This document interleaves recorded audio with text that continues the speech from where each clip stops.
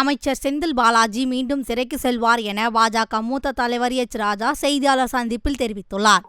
அப்பவே சொன்னார், புரோரேட்டாவில் வரும், தமிழகம் மட்டுமில்லை தென் மாநிலங்களில் யாருக்கும் 1% கூட பாதிப்பு வராமல் தான் செயல்படுத்தப்படும். அப்போ திருத்தணியில் கேட்குறார், அமித்ஷா அவர்கள் டீலிமிட்டேஷனில் பாதிப்பு வராதுன்னு சொல்லுவாரான்னு சொல்லிட்டாரே, முதல் நாளே சொல்லிட்டாரே.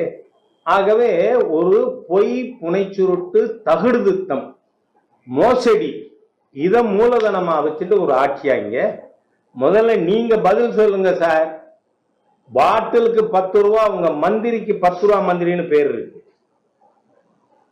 அது இல்லைன்னு நீங்க சத்தியம் பண்ணுங்க. 1000 கோடி ஊழலுக்கு உங்களால அதிகபட்சம் என்ன பண்ண முடிஞ்சது? நீதிமன்றம் லெப்ட் அண்ட் ரைட் உங்களை கொடுத்துருக்கு. 15 நாள் தள்ளி போட முடிஞ்சது. அதுக்கு என்ன தூக்கு தண்டனைய 15 நாள் தள்ளி நான் தூக்கில் தொங்குறேன், என்ன தப்பு ஒன்றும் இல்லை, எங்களுக்கு ஒன்றும் ஆட்சேபம் இல்லை.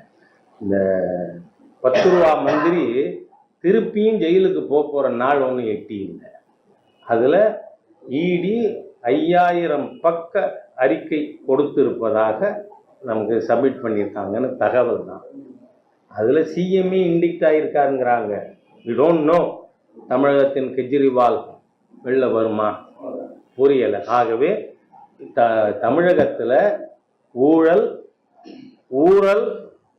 போதை, அந்த ஆட்சி நடந்து கொண்டிருக்கு. இந்த தீய ஆட்சி இருக்குமானால் அடுத்த தலைமுறை தமிழ் சமுதாயம் நாசமா போகும்.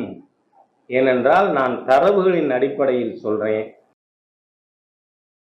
செய்திகளை உள்ளது உள்ளபடி தெரிந்து கொள்ள ரெஃப்ளெக்ட் நியூஸை சப்ஸ்கிரைப் பண்ணுங்க.